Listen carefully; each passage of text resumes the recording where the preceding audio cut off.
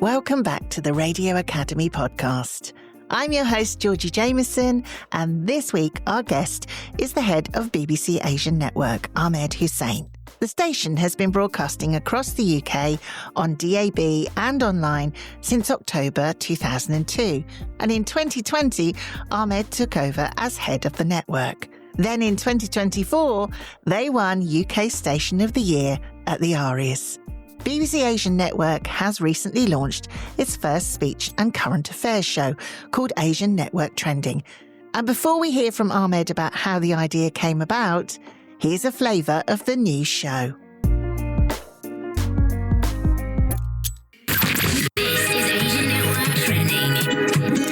Yes, then Wednesday night. How are we doing? You are locked in to the BBC Asian Network with me, Amber Hack. This is our fresh new show, Asian Network Trending. It is the place to be. It's our space where we can get together, where we can get stuck into the stories that matter the most to you. And I really want you to get in the mix. I want to get you on the show. I want us to get talking.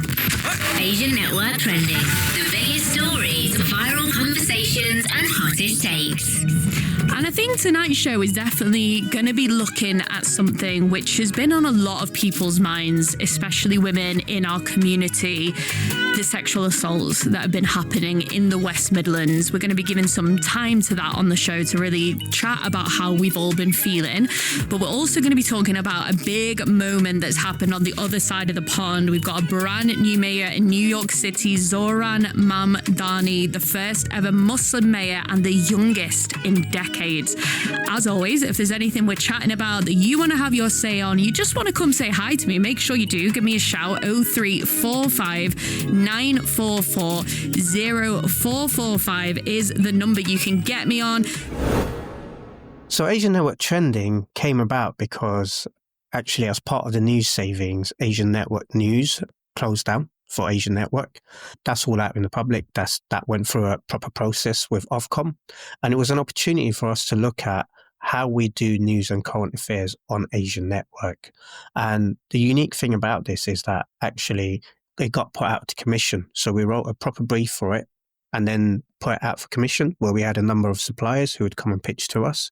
And Samsara Productions won that. And Asian Network Trending is very much about what's happening right now. It's split into 2 hours. So the first hour is very much about what's happening right now. What are the stories, the bespoke stories that Asian Network audiences can really get into and get their teeth into and talk about and discuss and call up and send voice notes and really, really properly get into it. And the second hour is very much on demand. So this is a deep dive into issues that matter to our audiences that they might not consume anywhere else on the BBC or the rest of the BBC or anywhere else in the media might not be talking about. And it's a really good opportunity for us to actually take that and do proper public service with it, with new voices that we might not have had on before. It is split into two distinct shows, really. Why have you done it like that? So the second hour is to allow for it to breathe.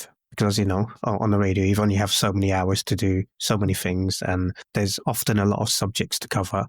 The first hour, obviously, anything could be happening in that week or on that day, and it's called Trending for a reason, in that it's very relevant to what we're doing. And that deep conversation and podcast format and that really strong journalism is 60 minutes to explore a single, often unreported or underreported theme, topic or story which resonates with the Asian Network audience. Now, many of the people listening might not know this, but more than 50% of the people that consume Asian Network content do not consume any other BBC content at all. So actually, the service we're doing with this show in itself is proper public service. I mean, how have you identified that? Why do you think that is, that 50% of your audience aren't using any other part of the BBC? So, well, I've identified it because that's what we get told via radios. Well, yeah.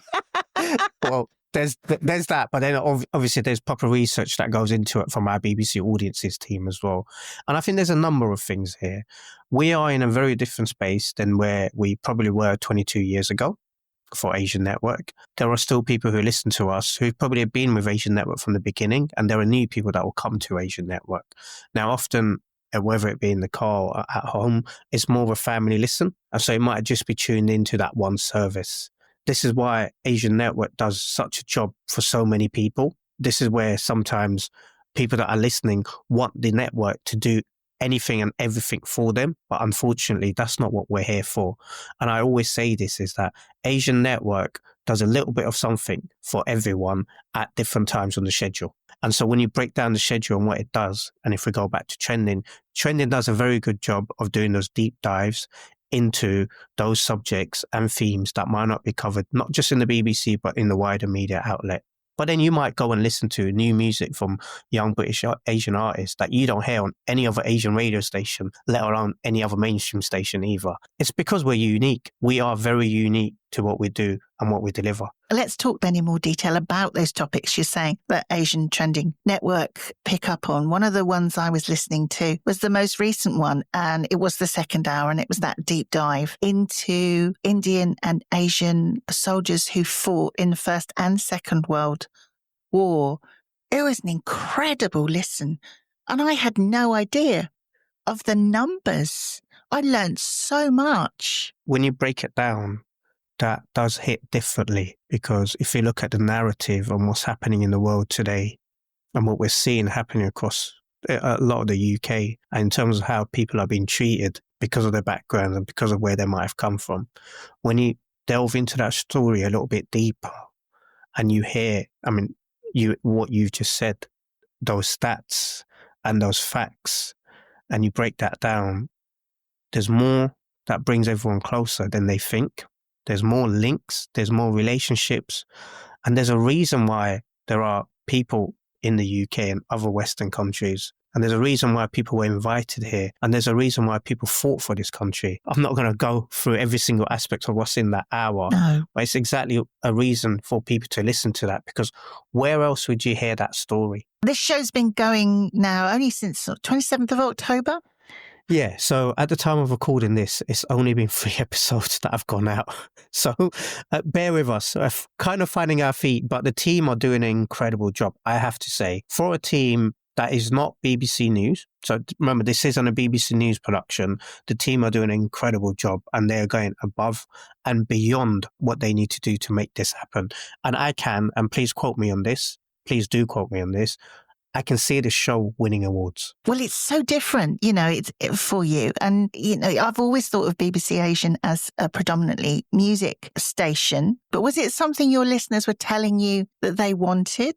This show, what it does is it opens it up to a point where, so I'll give you an example. We had a meeting earlier today where all the staff in the station get together and talk about what's happening across the station.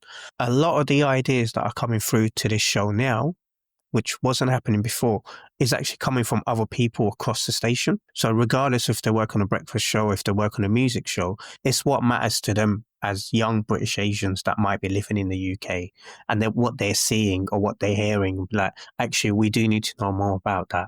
In a way, the uniqueness and the approach to this program, which is the fact that it's open, and we can take on themes, on subjects that we might not be able to cover in the past. But now we also have time. So the planning, as you know, in radio, planning goes a very long way. We're already looking at what happens in the next 3 to 6 months with that, especially that second hour. Because we can't determine the first hour, because that is determined by what's happening in the news or what's trending currently. But the second half's more like a documentary, isn't it? Like that can be planned. Exactly. And imagine rolling out a documentary every week with a very small team. That's why I say the team are doing an amazing job. It's a new team, as you said. It's a new show. You wanted new voices too. Tell me about the presenters, because it's not always the same person, is it? Yeah. So we rotate, and it depends on the subject that's been covered. So Amber has started off. So Amber started off the first, and you'll hear more of Amber over the coming weeks and months as well. So Amber Huck is our resident presenter at the moment. But when it comes to those specialisms, we will look at voices to bring in. And Monica, she talked about her granddad, she talked about her family in the recent one, around people who fought for Britain in the 2 world wars. And she had that personal connection. And for us as well, it's that storytelling. And it's really important to tell that story from an authentic place. And this show allows them to do that. So yeah, the presenters will rotate as time goes on. 3.8 million Indian soldiers fought for Britain in both the First and Second World Wars. At least 160,000 soldiers were killed. Historians say they're the forgotten army. Among them, my great-grandfather, Lakshman Das, who fought in World War II, and his father before him, Subir Singh, my great-great-grandfather, who fought in World War I. For me, new voice on the station, since I've been in this role for the last 5 years and a couple of months now, one of the things that I've really looked to do is to represent the full demographics of the British Asian experience. So people who are of different ethnic backgrounds, who bring different experiences to on air. And one of the things we did a couple of years ago was a thing called Asian Network Represents, where people could upload their demos. And then if successful, we'd have 12 voices on air for every single month of the year. That hasn't happened for a couple of years, but I can exclusively tell you now that we're bringing that back for 2026. So we're bringing back Asian Network Represents. So if you feel like you can be on Asian Network and you've got something to say, you don't have to be serious. You don't have to be a journalist. This is about being a presenter, coming in, being authentic and being distinctive and just enjoying what you do. Then I'd definitely encourage people to put in demos. And the number of people that have done it in the past who are now doing bits for our station, who are actually working on the station in different capacities, is apparent because even from the voice of the station, so the ident that always said BBC Asian Network, she came through Asian Network Represents. And then you've got other people who are working in other parts of the BBC or the wider media because they took that first step and did a month here. I love an exclusive. Thank you so much for that. So will there be more details about how people can send their demos and how they can send them in in the new year? In early January, yes. Fabulous. Thank you. That is brilliant because I have on here, how do you discover new talent? And that is exactly how you discover new talent. I can break that down a little bit. So discovering new talent, I think that the job of anyone who works in a senior role in a radio station is that you should never switch off. You're always looking for new talent, not because your talent aren't good enough, but because things need to move. People might move on. People might decide they've had enough, or they might say, actually, I've done X amount of years now and so-and-so's calling me over there. I want to go and try that out. Or it might just be that sometimes people just feel that they've come to the end of their journey. And I would hope that a lot of my presenters don't feel like that. But you've always got to be prepared, right? You've always got to plan. So if, for example, someone did get knocked over by a bus, or they decided that they're going to leave the country and take up a career somewhere else, I need to know what I'm going to do when that person leaves. Or if that person's going, who's going to come in and cover them? And who's going to be very good at what they do? How can they succeed the person that they're covering? And so for me, I've always got my eyes and my ears open. And that's not just through this Represent scheme, but it's also through what we see happening on socials or who's doing what. Maybe they've got a podcast, or maybe they're just out in the world and in the industry doing X, Y, and Z, and they're popping up everywhere. And like, actually, that's quite interesting. I wonder if it's worth me having a conversation with them. And I'm always thinking like that, simply because we don't want to have gaps in our schedule and we want to have good people. And the one thing that I would say is really, really important is that the BBC can make you very famous. And we've seen a lot of examples of that.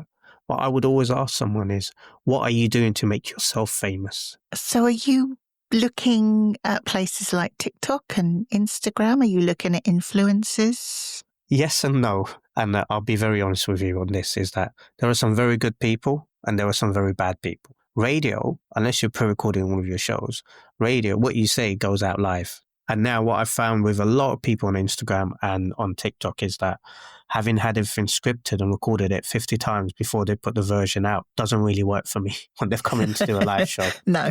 And there are certain people who've come and piloted and they've understood that. And there are other people who've come and piloted and have been very, very good and actually got it from the beginning. And then we've trained them up a little bit more. Those are good spaces to look in, but we shouldn't forget student radio, community radio, people who are doing things in the industry, who's in that world, who's really authentic, who's just getting on with it. Like, we've got to keep eyes everywhere, not just on socials. It's interesting you mentioned student radio because we just Student Radio Awards. It is a really key place, I think, for new talent and something we're really passionate about at the Radio Academy as well. I guess in your role as head of the station, when you say you never switch off, you're always having to look, I mean, I guess that's just part of the job, Yes. isn't it? Yeah. It's part of the job.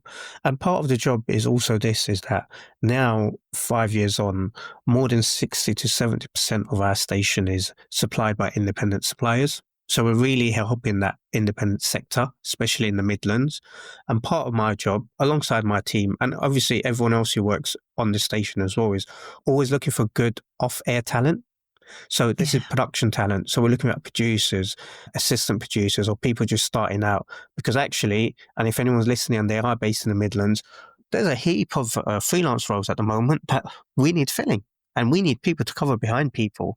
And there's a challenge in the Midlands, and we are all working. BBC's run a number of production schemes, and all of those people on those production schemes have actually ended up getting jobs with independent suppliers. So when people say there aren't enough jobs and there aren't enough roles, there are. Please come to the Midlands and speak to the teams there and answer a question. I'll ask it first and then answer it. And I know you're interviewing me, but something that comes up quite often is that, oh, it's Asian Network, but I'm not Asian and I don't know, so maybe it's not for me. Don't worry about that. Okay. If you know the process, and if you're a really good producer and you know how to produce a program, you can produce anyway. It will take a bit of understanding around some of the nuances. I get that. But you pick up nuances, okay? And you have people around you that can lean in on the culture as well. So don't let that put you off. Do you know, that's a really interesting point, because I think there are people out there, and I certainly would have felt the same at the beginning of my career, who would have thought, well, I can't go and work there, you know. I've got no business going and working there. Thank you very much. I will. You mentioned that you've been head of the station for 5 years, but the station has been going longer than that, over 20 years, isn't it? Yeah. How have you seen it grow and change in your time? Well, I'll start with a big one. We won the ARIAs in 2024. You did indeed, yeah. That was well done to the team for that, because that is the growth of the station, and that shows the growth of the station. Obviously, where we are now compared to 20 years ago is the people we're talking to now are third and fourth and fifth generation British Asians. And we are talking to people who, and I always use this example, is that there might be someone who goes to Glastonbury, has a time of their life, and the next week they're doing a dance routine at their friend's Asian wedding or Mendi. And those are the people we're talking to, people who wear many different badges. And that's where we are at Asian Network at the moment. One of the titles on Asian Network Certified. And at the time of recording, in 2 days' time, we've got our actual event for this in Birmingham. But Asian Network Certified is something that happens every single day on the radio, on air. And that was conceived from the point of view that there may be a lot of people who are of British Asian origin that feel like Asian Network isn't for them because they've not grown up on some of those genres. And that's okay. That's not a problem. I didn't grow up on all those genres. But an Asian Network Certified, what it did was take those Asian genres, so you might be talking Bollywood, the Punjabi stuff, the British Asian stuff, and then mix and mash that up with the hip-hop, the grime, the R&B. And so that when you are listening, and this is a mix, when you are listening, you're never too far away from something you're comfortable with. But for me, it's about getting that listening, maybe 5 minutes here, 5 minutes there, maybe an extra 5 minutes there. And so it's bringing people in. And that Asian Network Certified brand, since its launch, has always been in the top 1 or 2 in that second or first on-demand listening for our network. Finally, what are your ambitions for the station for the future? Where do you see BBC Asian Network moving and growing in the next, say, 5 years? We've already moved towards more of the on-demand content. Obviously, we'd like to do more of the on-demand. And I hope with the charter renewal and where we are with whoever the new DG that comes in, that Asian Network gets the support it needs, and we're very supported at the moment, so we want to keep that support. And I think part of it is on myself as leading the station and my team and the people that work here to champion the station. It is a place for people who are of British Asian origin and people who are interested in the British Asian stories to come to and discover.